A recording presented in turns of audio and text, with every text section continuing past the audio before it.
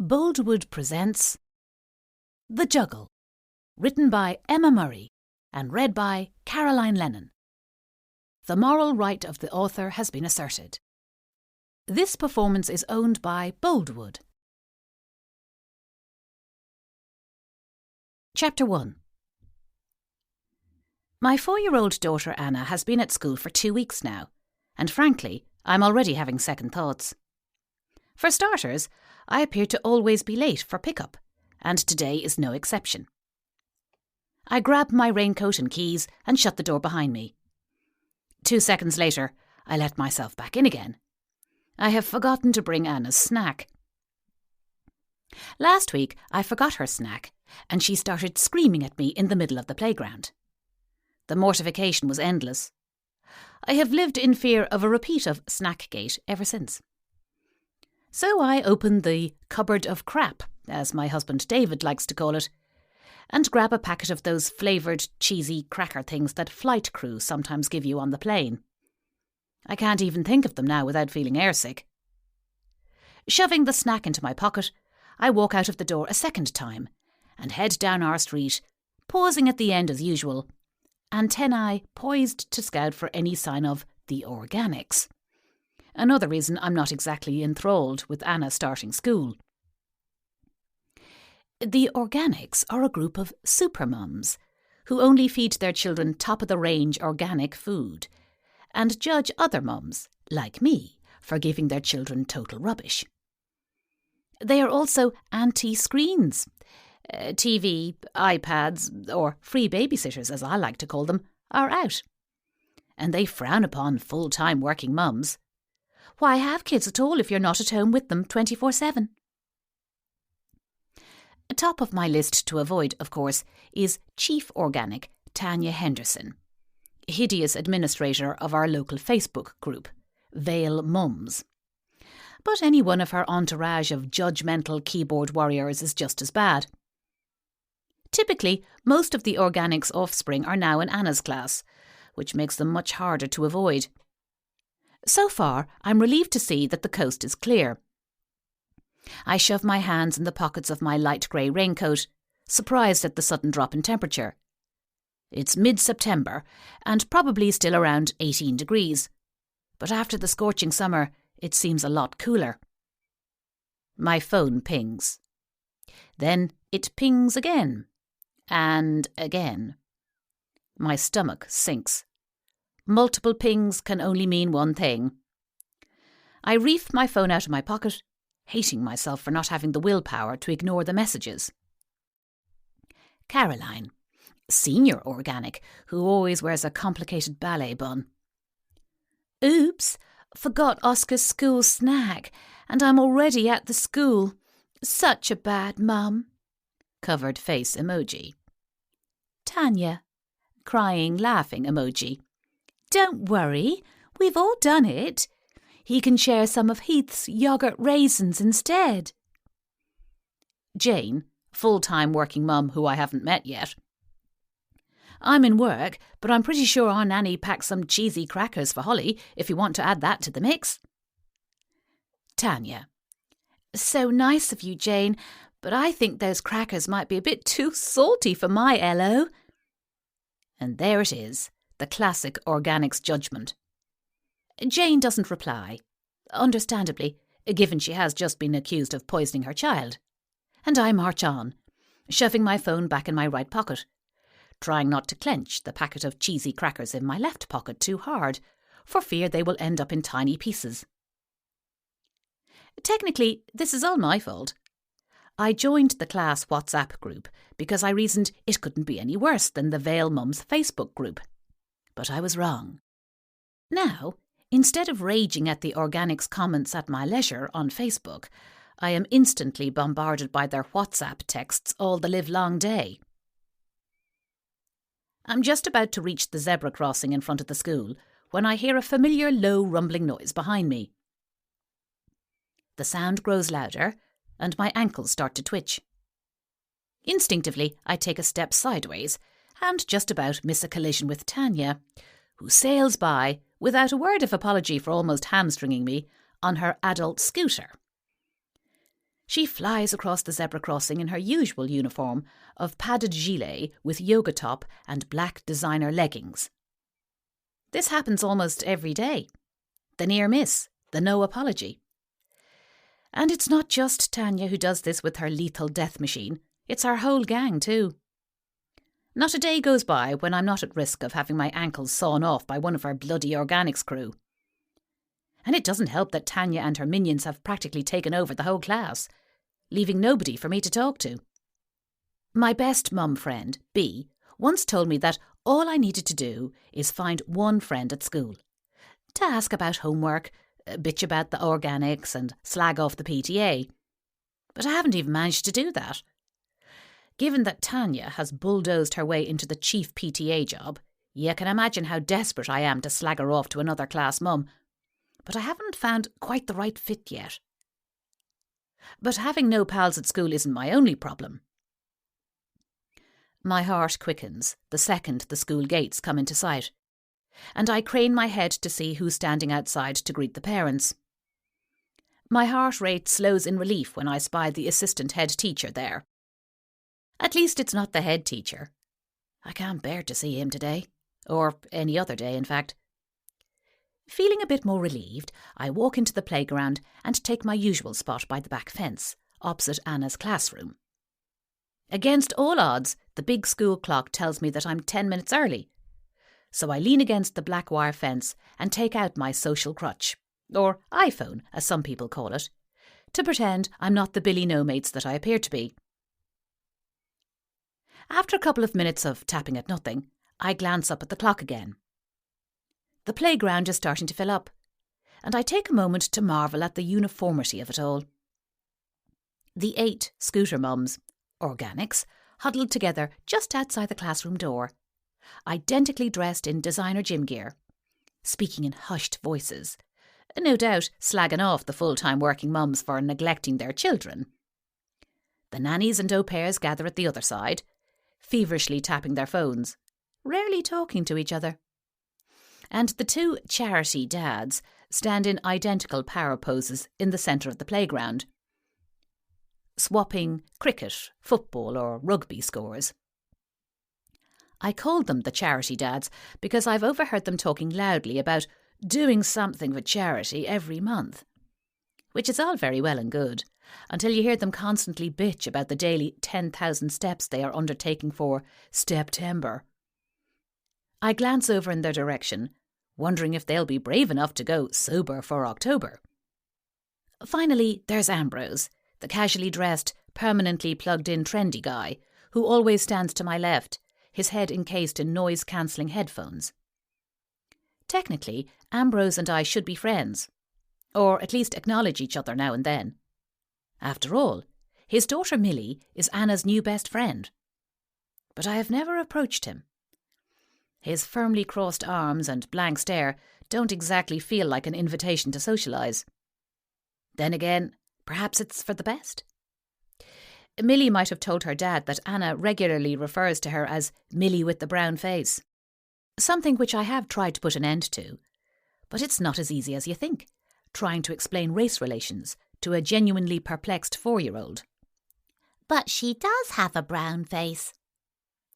Even so, I would like to meet Millie's mum. But I've never seen her at school. So maybe Millie's mum isn't in the picture, and I'm loath to open that can of worms. Time continues to tick by slowly, and the autumn chill starts to eat into my bones. As I reach into my pocket to get Anna's snack, I see a familiar petite figure moving lightly towards me, and my heart sinks into my boots. So, here's the thing. Although it's true I have no real friends at school, that doesn't mean I'm always by myself. Sometimes I am joined by Diana, the impossibly perky mum with her bouncy shiny hair and carefully straightened fringe from the other reception class. Just before school started a couple of weeks ago, she had dropped over a parcel, a new vibrator, but she doesn't know that had been accidentally left at her house, in the road next to ours by the delivery guy. Instead of doing a quick drop and go, she stood on my doorstep, chatting aimlessly for a good 20 minutes. Looking back on that first interaction, it was small talk at its worst. No area of mundanity was left uncovered. The weather. What a hot summer we had. Can't believe it's going to be autumn soon. Accompanied by exaggerated shiver. The kids. What a coincidence that both our children are going to the same school. I would soon find out that Diana is the type of person who thinks everything is a coincidence. And how she couldn't believe how much time had flown by and that her son Jonty had actually reached school-going age. I found it hard to engage with that last one because, frankly, after dealing with Anna full-time for the last couple of weeks of the summer, I've been living for her to start school. But the small talk wasn't the worst of it. It was only when I met Diana on the school run on the first day that I found out that she is a diagonal walker. Instead of walking beside me and keeping a suitable distance like most people, Diana bumped her hip against mine before walking diagonally directly into my path, forcing me to come to a sudden halt, lest I trip over her intrusive leg. What had begun as a normal routine walk to school had turned into a merry dance of stops and starts, punctuated by mumbled apologies, her, and ill-disguised swear words, me. Now, every time I see her on the walk to school, I leg it, so I don't have to deal with the constant hip-bumping and excruciating small talk. But here I am, trapped against the school fence with nowhere to hide. "Hi, Saoirse," she says, bumping her hip with mine, which is eminently frustrating given we are both stationary. "Hi, Diana," I reply, taking a deliberate step to the side. "It's getting colder, isn't it?" she says, her fringe hopping up and down as she shifts her weight from one foot to another, mercifully not moving any closer. "It is." "What have you been up to today?" I want to say masturbating because it's true. Thanks for delivering that parcel, Diana. But since that goes against all the rules of small talk, I say, I did a bit of washing. Also true. To my dismay, her face brightens. "What a coincidence. I did some laundry too." Then a pause. "Colours or whites?" she says, her face full of expectation.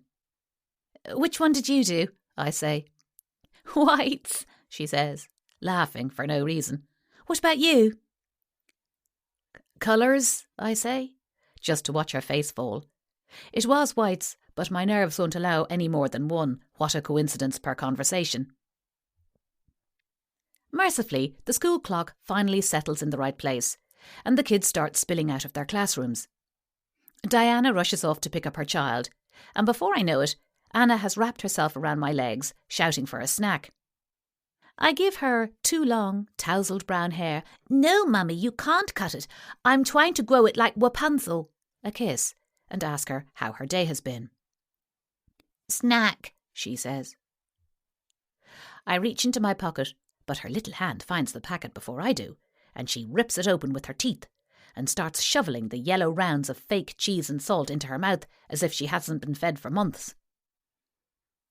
I'm just about to tell her to slow down when something unexpected happens. A little boy appears beside Anna and makes a grab for her cheesy crackers.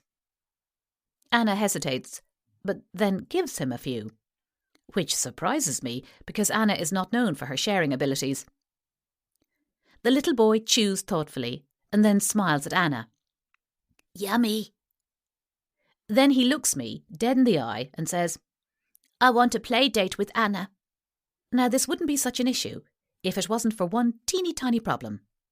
You see, the little boy is Heath Henderson, Tanya's son. I wouldn't mind, but Anna hasn't given him so much as a mention since she started school. How are they on playdate terms? Things are moving too fast. I look at Anna, praying that she tells Heath where to get off.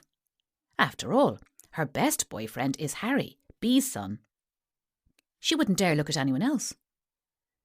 But, judging by the adoring look she throws at Heath, her head has been turned. "Can Heath come to our house, Mummy? Please?" I shake my head in what I hope looks like a regretful manner. Of all the kids she could have taken up with. Then Heath joins in, and now they're both begging me as if their little lives depended on it. Enough. Oh, sweetheart, we're a bit busy today, I say, in the saddest tone I can muster. I have bugger all planned for after school, but she doesn't know that. Please, Mummy, she says, her big brown eyes filled with desperation. Please, Heath echoes. Time to change tack. I'm sure Heath's mummy is busy too, I say, gesturing towards Tanya, who's still gossiping by the classroom door, hoping he'll bugger off to his mum so I can skedaddle with Anna. But Heath just looks at me and shakes his blonde curls. We're not busy, he says sullenly. Then the pleading starts again, and I start to feel flustered. How the hell am I going to get out of this one? There is no way this playdate is going to happen. Suddenly, I notice Tanya's eyes start to wander, and then narrow as they settle on Heath and Anna. She crosses the playground quickly and immediately bends down to Heath. Oh, there you are, darling. I've been looking for you everywhere. This is total bullshit, obviously, given that she's clearly been knee-deep in gossip this whole time. What do you have on you? She says, fussily wiping off the yellow crumbs off his mouth, left over from Anna's cheesy crackers. Anna gave them to me, Heath says happily. Tanya straightens, folds her arms and glares at me. I don't usually give Heath that type of snack, she says, through a frozen smile. Of course, death by sodium, how could I forget? Don't you? I say breezily. He loved it. Before she can reply, Heath and Anna join hands and start an ear-splitting chant of, Playdate now! A look of horror descends over Tanya. Like me, she has no desire to encourage any bonding between our two children. She tries everything from, we're busy, nope, to, we have to go and pick up Daisy, Heath's little sister. But Heath outs her with that one by saying, No, we don't. She's at Gran's tonight. Tanya runs her fingers through her long, dirty blonde hair, grimacing in frustration. Suddenly, I have a brainwave. Oh, my goodness, I totally forgot, I say, slapping the side of my head as dramatically as possible. I bend down to Anna and whisper, You have a play date with Harry today. I make a mental note to text Bea the second we leave school. I have no idea if Harry is around or not. Anna instantly stops whinging, and a wide smile spreads across her face. Heath starts to sob and then scream. Well, come on, let's go, Anna says, tugging my hand. And off we go, leaving a bereft Heath and a harassed Tanya in our wake. I knew Heath had just been a fly-by-night passing fancy, I think smugly, as we approached the school gate. Harry will always be her true north. I'm so lost in my thoughts that I don't notice the head teacher standing there until it's too late. Jesus, why isn't there more than one way out of this bloody school? I take a deep breath and try to walk past him without making eye contact. Then Anna pipes up. Bye, Mr. Wassel. I have no choice but to give him a brief nod. To my annoyance, he is already traffic light red. I turn away and lead Anna out of school as quickly as I can. Anna is too busy chatting about her fictional playdate with Harry to notice how fast her little legs are going. Honestly, I'm not sure how long I can put up with the whole Mr. Russell thing. I mean, I wish he would just get over it. After all, it must be at least 10 years since I gave him a blowjob. Chapter 2. As soon as we leave the school gates, I text Bea, praying she and Harry are around this afternoon. She sometimes works from home on Wednesdays, and I'm pretty sure she's said something about Insult Day happening this week, which is Bea speak for Inset Day, a training day for teaching staff, which means an extra day off school for kids. I'm just hoping Harry is around, otherwise Anna is going to destroy me. 2 minutes later, Bea gives me the thumbs up. I break the good news to Anna, who does a little jig in the middle of the street, and then demands that we go right now. So we take the route to Bea's house, Anna skipping the whole way there. I can't help but do a double take when we get to B Street. I'm not the most observant, but I'm pretty sure I haven't seen the mustard yellow Maserati parked in front of her red Fiat Uno before. It looks completely out of place on her narrow street, lined with modest red brick terraced houses. Instinctively, and perhaps unfairly, I glare at the car and mutter the word wanker under my breath as I press the doorbell. B opens the door almost instantly, with a look of rage in her eyes. Her usually naturally straight, highlighted blonde hair is dishevelled, and there are blobs of something cream-coloured on her fitted navy sweater. Playdate, I guess. She nods grimly. He's a little prick, she hisses in my ear, as she ushers me and Anna into the house. I throw a doubtful look at Anna. She's not going to be happy that she doesn't have Harry all to herself. B catches the look and bends down to Anna. Sweetheart, Harry's friend is called Matthias, and he's a very bad boy. You tell me if he's being mean to you, okay? Anna gives B a serious nod and runs off upstairs. She loves being a tattletale. What are they doing up there anyway, I say, peering up the stairs, worried that I've just sent Anna into battle with no armour to defend herself.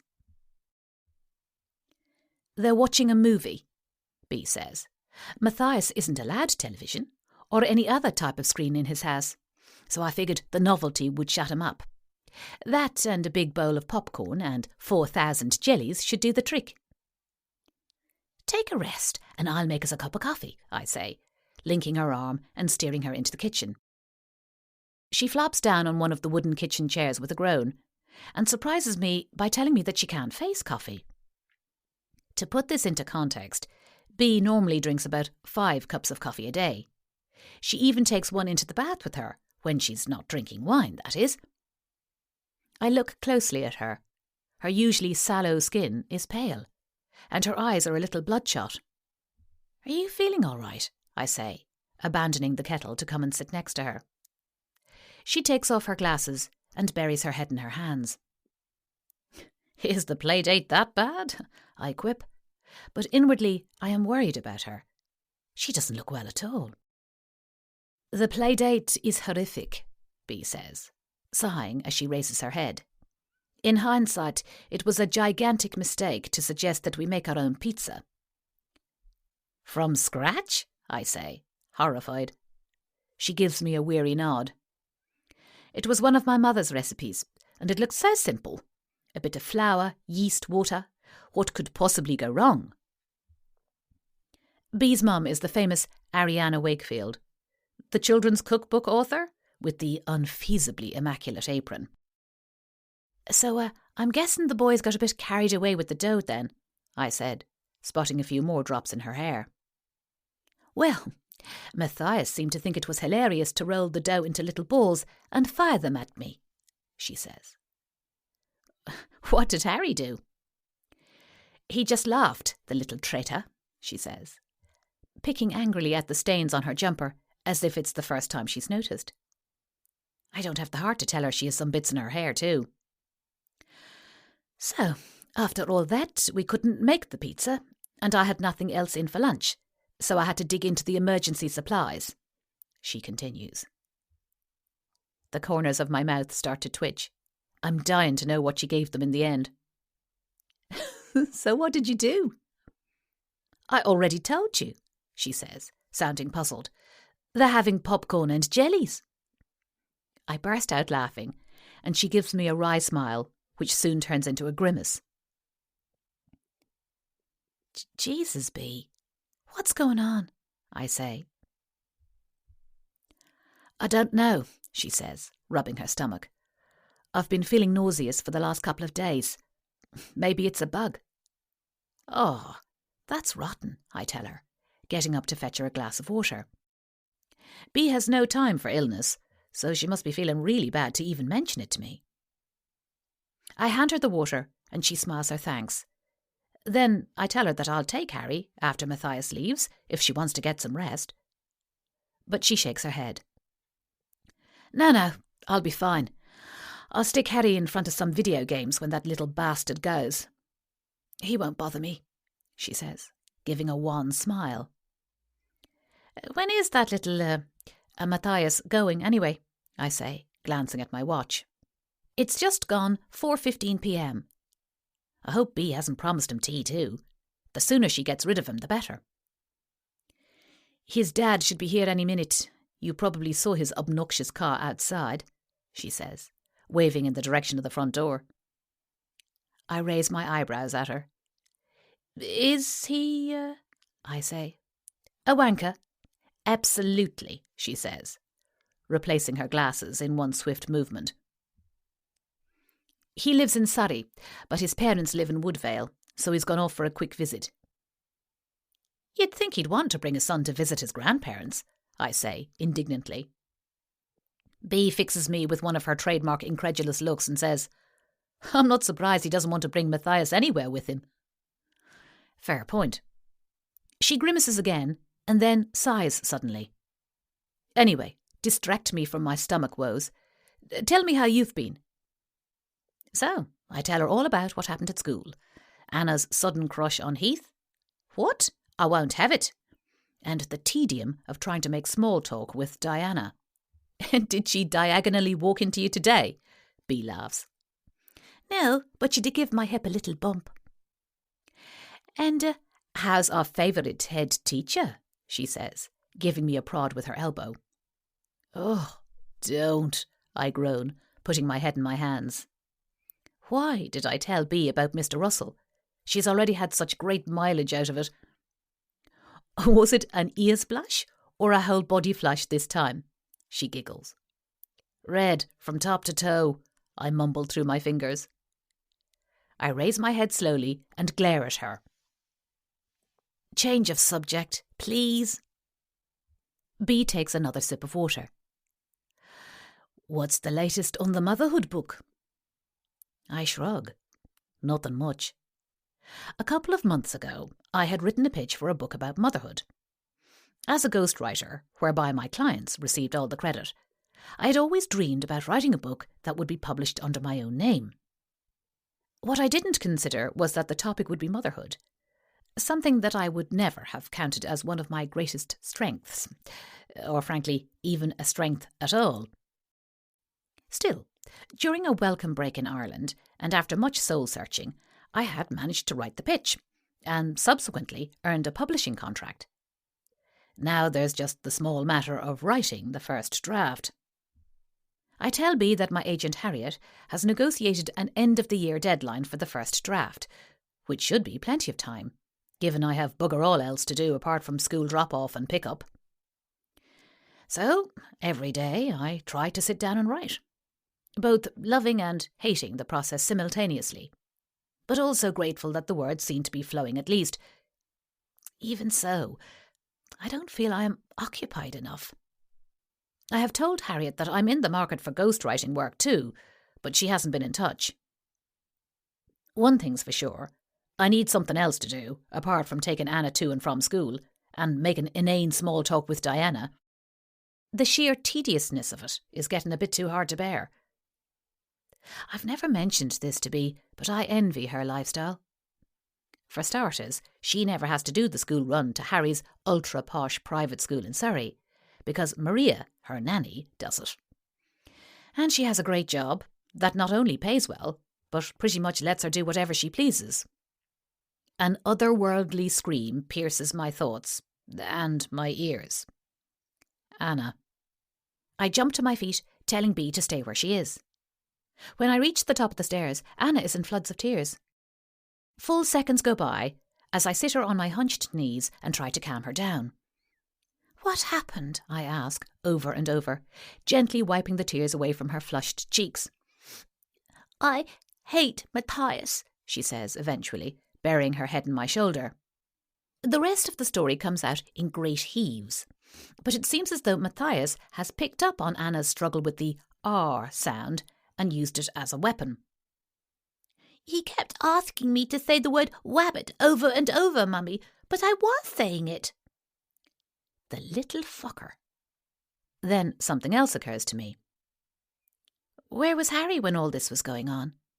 Usually Harry is Anna's protector and vice versa. He's doing a poo, she sniffs sadly. Aha, that makes sense. Harry would have rushed to her defence if he hadn't been answering nature's call. Right. I pick Anna up and carry her into Harry's room, where an overly tall for his age 5-year-old sits in red jeans and a long-sleeved green polo shirt, emblazoned with a familiar designer logo, his face 1 inch from the television screen. Matthias, I say in my best firm voice, Anna is very upset because... Matthias makes absolutely no sign that he has heard me. I put Anna gently down on the ground and crouch beside Matthias, but he doesn't flinch. Tell him off, Mummy, Anna cries, clearly desperate for justice to be served. I'm trying, Anna, I say, waving a hand in front of Matthias's glasses, but still nothing. Resisting the urge to give him a good poke in the ribs, that would get his attention, I get to my feet, to a protesting Anna, and calm her down by promising her an ice cream when we get home. As I'm leading her downstairs, there is a knock on the door. I call to Bea that I'll get it and pull open the door. A tall, slim man in an expensive dark navy fitted suit, with hair framed like curtains around his high forehead, stands on the doorstep, clutching a set of car keys. He doesn't toss the keys in the air, at least, but he looks like the type of person who's well capable of it. He gives me a cursory look up and down, and then asks for Bea. No hello, no nothing. I coolly ask him, to whom am I speaking? I actually say the word whom. And he gives a little sigh of impatience and tells me that he is Matthias's dad. Giving him the tiniest trace of a nod, I take a step towards the stairs, intending to call up to his devil child. But as soon as I move, the man steps quickly into the hallway and closes the door behind him. I let out a little, oh, because I'm not sure how to deal with this. I've never had anyone come into our house uninvited, let alone picking up from a playdate. I mean, don't get me wrong. I've had the odd hoverer who lingers on the doorstep for a bit, while I retrieve the child from whatever corner of the house he or she has managed to destroy, i.e. all of it. But I've never had anyone just walk in, especially a dad. The dads are usually the first ones to cut and run. Just as I'm wondering if this is all normal, and if in fact I am being a bit sexist, Bea calls out from the kitchen, in a voice considerably weaker than her usual strident tones. Who's at the door, Saoirse? Before I have the chance to reply, Matthias's dad roughly brushes past me and crosses the hallway to the kitchen in several quick strides. It is only then I realise he is wearing a pair of mustard-coloured suede shoes. I bet he's had them dyed to match the colour of his Maserati. The wanker. They probably cost him a fortune. Anna and I follow him into the kitchen, where he has given Bea far too many mwah-mwahs. His back is to me, so I take the opportunity to make a highly unladylike wanking gesture. Bea gives me a wink, then resumes her poker face, and politely steps back from his greeting. How has Matthias been? He says, roughly pulling out a chair and mansplaining on it for all he's worth. Bea folds her arms and tips her glasses to the end of her nose, a sure sign she has no intention of holding back. I lean against the doorway, fully planning to enjoy the show. Anna starts tugging at my hand, but I pull out my iPhone and tell her to look at photos of herself, which she loves more than anything on YouTube. There is no way I'm missing this. Well, let's see, Jonathan, Bea begins. Firstly, he's had no lunch because he insisted on firing pizza dough all over me. Secondly, he's had nothing to drink because apparently he only drinks Evian, and all we have is a stupid tap water. And finally, he made Harry's best friend Anna cry because... And here she gestures towards me. Matthias's dad twists around in his seat and looks at me as if this is the first time he has seen me. Oh yes, he was making fun of Anna's speech, I begin, but Anna cuts me off. And he didn't even say he was sorry, she says. There's a brief silence, and then Jonathan gets to his feet. He puts one hand casually on Bea's hip and leans in far too closely. Her mouth sets into a hard line. "I am sorry about Matthias," he says, with what he probably thinks is a charming grin. "He can be a little spirited at times. I keep telling my wife not to spoil him." Spirited? Try feral. And while you're at it, try to avoid putting down the mother of your child while blatantly flirting with my best friend. Bee's mouth twists, and I'm waiting for her to, at the very least, give him the verbal equivalent of a knee in the nuts. But then she does something far, far better. Her upper body suddenly gives a great big jerk, and she pukes all over his expensive shoes. I have the giggles all the way back from Bee's house. Frankly, I don't know what was funnier. Bee puking on the sleazy bastard, the expression of sheer horror on his face, or the spectacle of Matthias and Harry racing in and belly laughing when they saw the vomit on the floor. I don't think more than 2 minutes could have passed between Bee dyeing Jonathan's suede shoes a different shade of yellow and him scooping up Matthias and hot-footing it out of the house. Even Bee saw the funny side eventually, and despite the grimness of the clean-up, we failed to catch each other's eye without smiling. I offered to stay longer, but she waved me off, proclaiming that she was feeling a lot better now, especially after inadvertently teaching that idiot a lesson. To my surprise, my husband David opens the front door as I'm rooting around for my keys. He says "Hi" to me in a way that avoids eye contact and bends down to give Anna a kiss, but he's too slow. "iPad," she growls and races off up the stairs. I feel my shoulders sag, the joy of the previous event at Bee's house seeping out of my body. Ever since Anna had outed Harry's dad, Ryan, Bee's ex-partner, for kissing me in the park a few weeks ago, things were tense, to say the least, between David and me. Of course, I had explained to him over and over that Ryan had kissed me and not the other way around, and that I obviously had no feelings for Ryan, but he was understandably hurt and confused, and frankly embarrassed, given that Anna had announced it in front of my mum, Bee, and Jen, my best friend from Ireland. Bee and I had already sorted it out. After all, she was the one who saw Ryan kiss me that day. But it was painful having to explain what happened to Jen and my mother. Especially my mother, who spent a good hour lecturing me about the dangers of temptation, which frankly I could have done without. They have both been warned to never bring up the park incident again. But of course, the main person suffering the brunt of all this is David. Every day I regret ever meeting Ryan during my Irish trip last summer, even though he's a dead ringer for the actor Ryan Gosling. And I hate the way that one stupid kiss has driven such a wedge between us. I know it's all very fresh, and it will take time to get back on track again, but there's no denying that there is an element of frostiness and formality in our relationship that wasn't there before. I follow David into the kitchen. "You're home early," I say. He nods and goes to the cupboard and grabs a broom. "How was your day?" "Busy," he says, poking at the cobwebs on the kitchen ceiling. Good talk, I think wryly. Then he asks me about my day, and despite the tension between us, I'm unable to contain myself, and I burst out with the story of what happened at Bee's. It's not long before David is in hysterics, and I laugh too, but more with the relief that we can still laugh together after everything that has happened. But then, all too quickly, the moment passes and the awkward silence descends again. I start grabbing a couple of pots to make Anna's tea, a daily combination of pasta and cheese. But then he asks a question that stops me in my tracks. "Did you see him today at the school gates?" David says, as he pours the pasta into the pot. Although he says it casually enough, I recognise it as a loaded question. In hindsight, maybe it was a mistake to tell David about Mr. Russell, especially so soon after the Ryan incident. But the second I saw him at the school gates, I feared, knowing my luck, that David would find out anyway.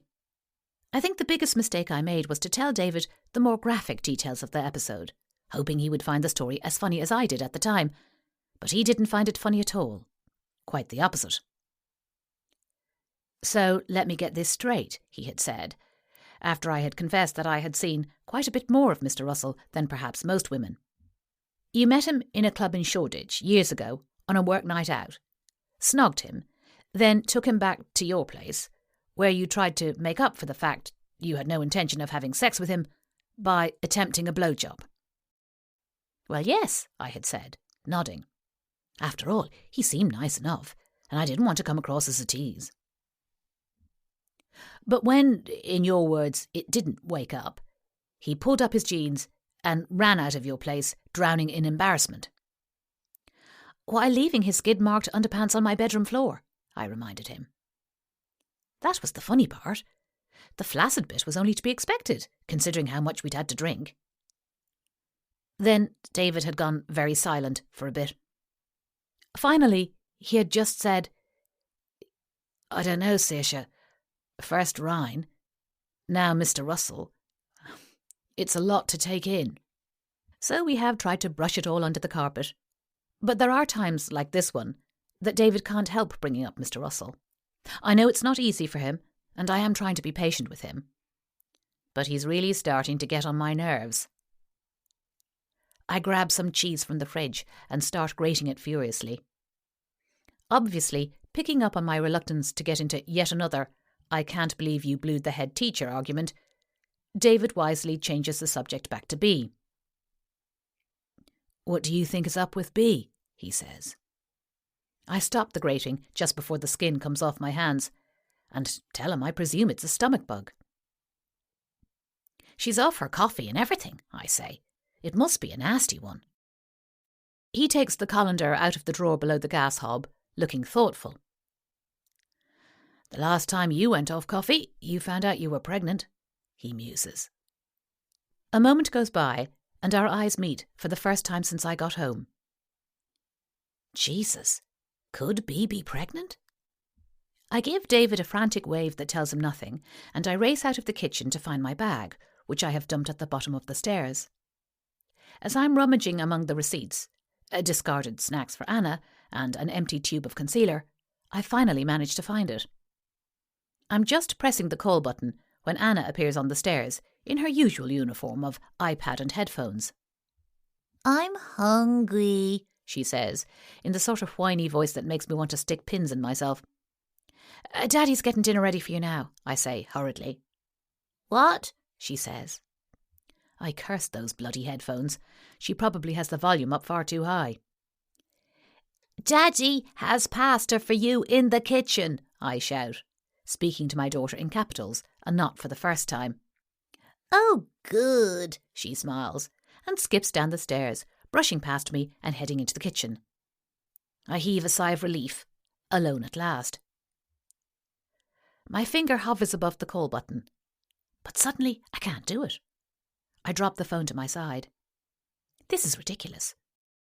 So, I'm going to call my sick friend to ask her if she's pregnant, for no other reason save the fact that she's gone off coffee and puked all over Harry's friend's dad's shoes.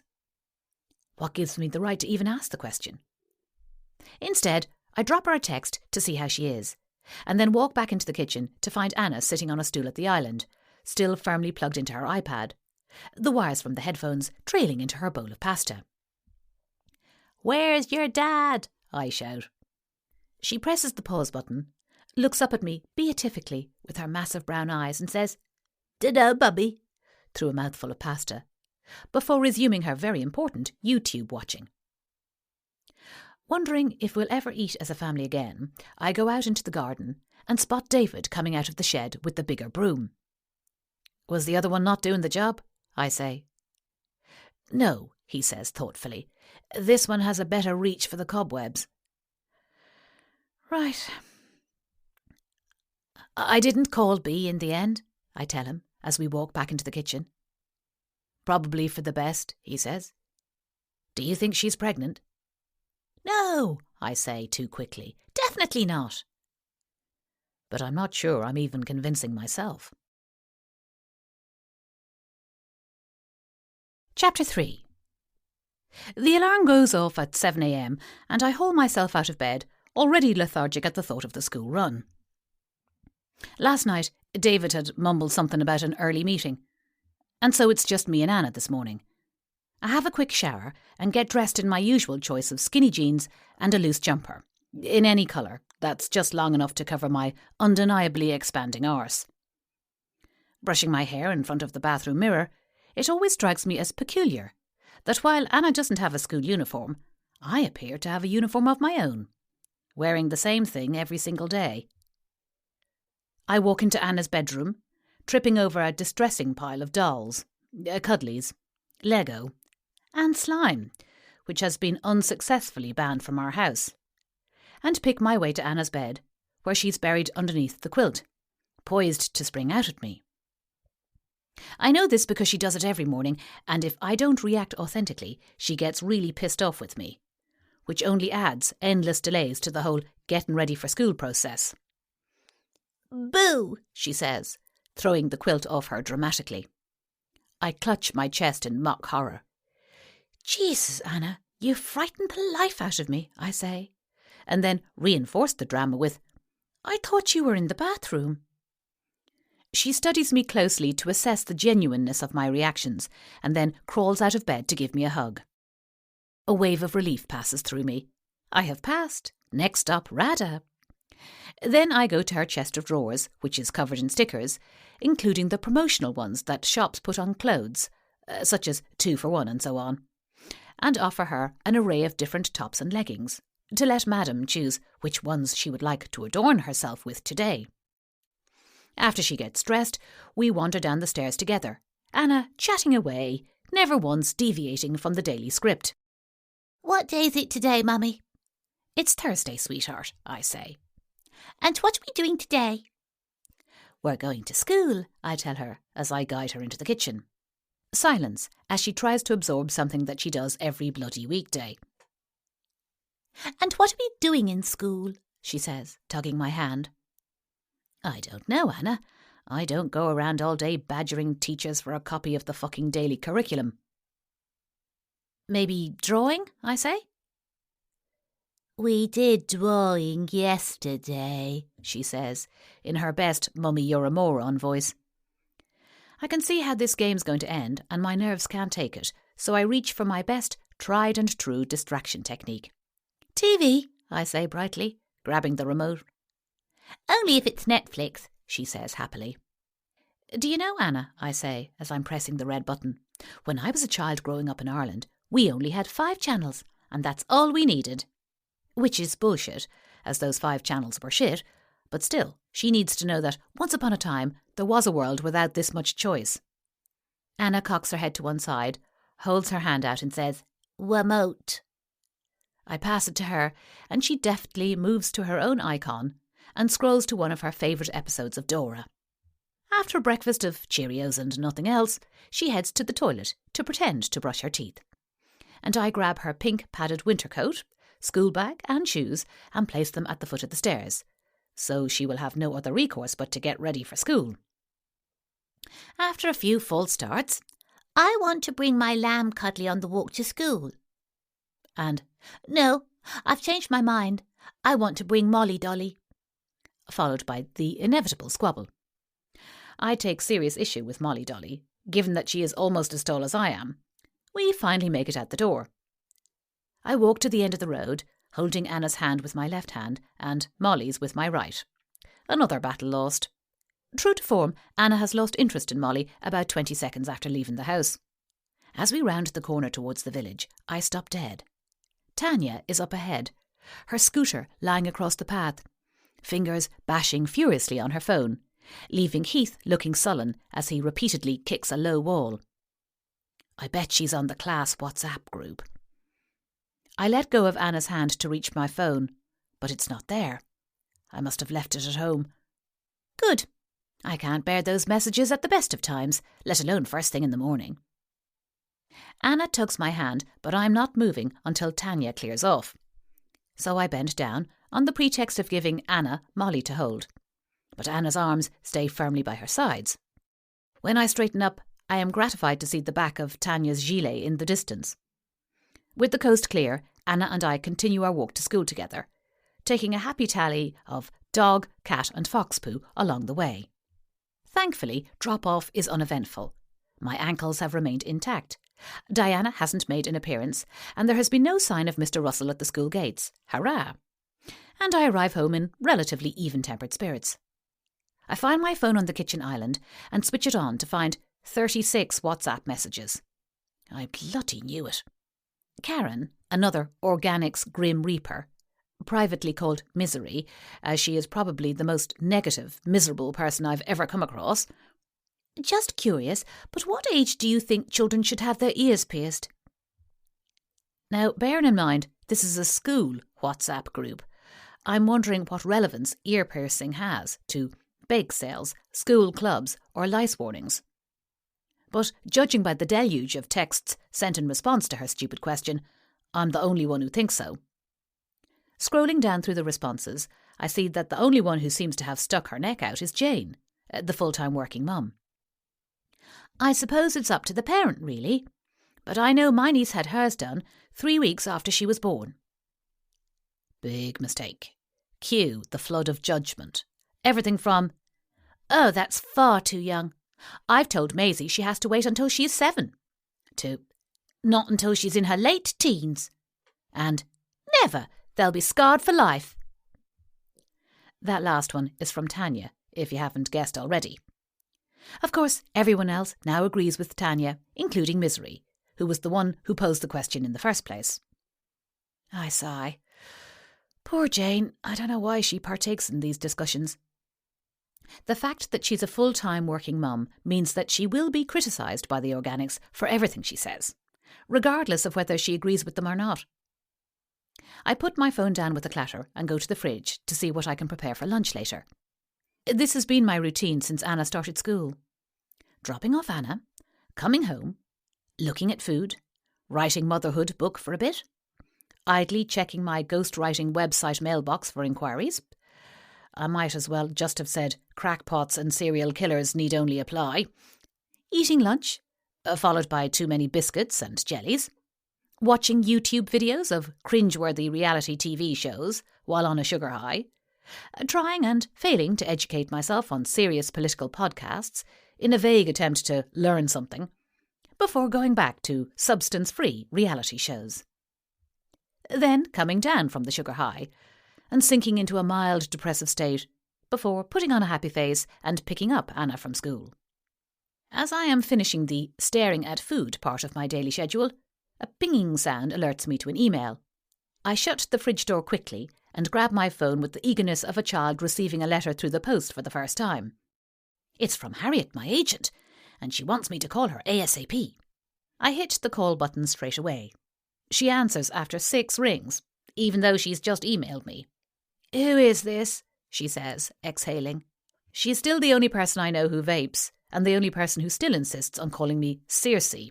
It's Saoirse, I say, trying not to sound too indignant. After all these years of working together, she could at least be bothered enough to list me as a contact on our phone. Oh yes, hi Circe. I need to talk to you about something, she says, in the manner of someone who is very, very weary, even though it's barely 10 a.m. My heart sinks. Harriet is dour at the best of times, but this doesn't sound like good news. My mind immediately jumps to the motherhood book. The publisher doesn't want the book. They're taking back the advance. The publisher has gone bankrupt. Is it to do with the book? I ask in a tiny voice. What book? She says sharply. The motherhood book, I half screech. What does she mean, what book? No, nothing to do with that, she says, with more than a hint of impatience. I blow out a sigh of relief. Deep breaths, Saoirse. I've had a call from this guy called Sebastian Fox looking for a ghostwriter, she breathes. I perk up. I could definitely do with some ghosting work, not just to break the monotony of the daily routine, but for the extra money. The advance for the motherhood book will probably last another month or so, but then that's it, skint again. What's the book about?